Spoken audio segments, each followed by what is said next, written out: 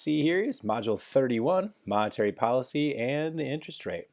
As I'm looking at monetary policy and interest rate, basically what's going to happen is the Federal Reserve is going to target a certain rate, whether it's higher or lower, whatever they want that to be. What they're going to do, if they see that they're targeting a lower rate, the way they're going to go get that is they're going to supply more money into the system. As they supply this more money into the system, you're going to see that curve shift out to the right. So my money supply curve shifts out this direction, and then you're going to see my interest rate drop from here down to here as it works its way along the money demand curve. If for some reason the Fed's targeting a higher federal funds rate, what they do is they're going to take money out of the system. So as they take money out of the system, you're going to see the money supply become smaller, and then we're going to see our interest rates rise.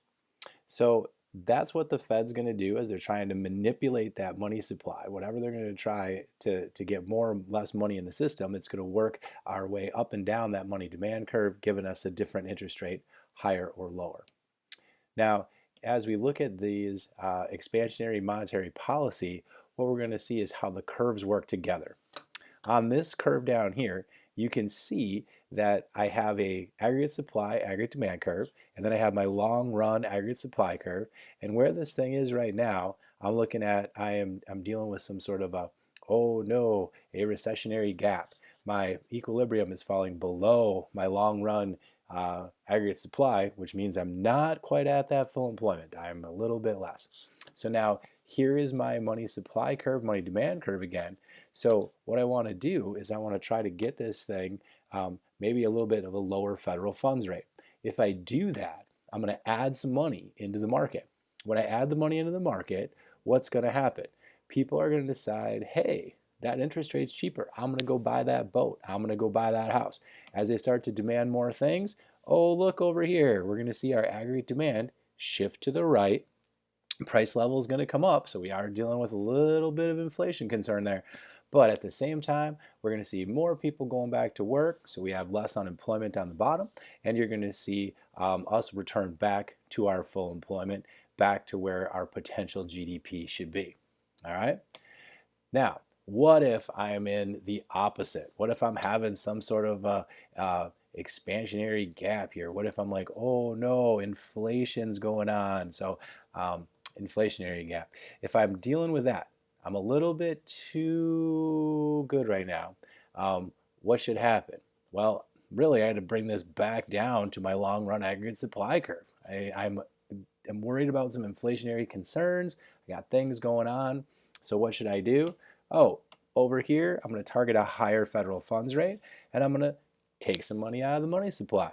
When I do that, sure enough, interest rates are going to become higher, and people are going to say, whoa, maybe I won't decide to go do those things, buy that new house, buy that boat, invest in my business, whatever it might be, and you're going to see aggregate demand shift to the left.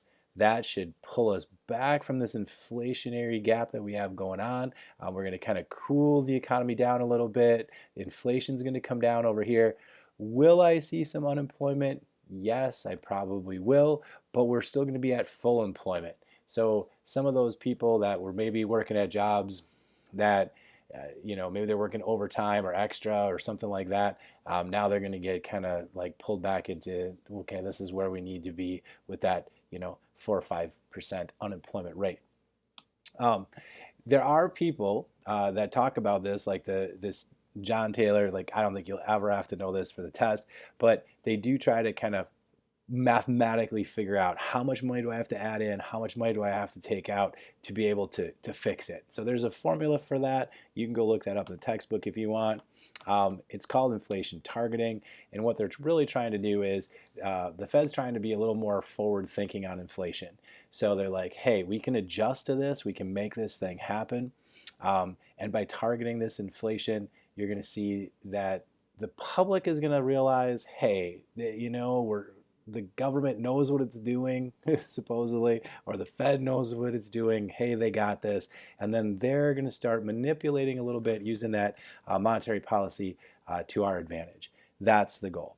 So with that being said, that was Section 31, make sure you're going into your packet and you're doing your little worksheets that you have from the packet, and go into your SAPLA and get that done too. Till next time.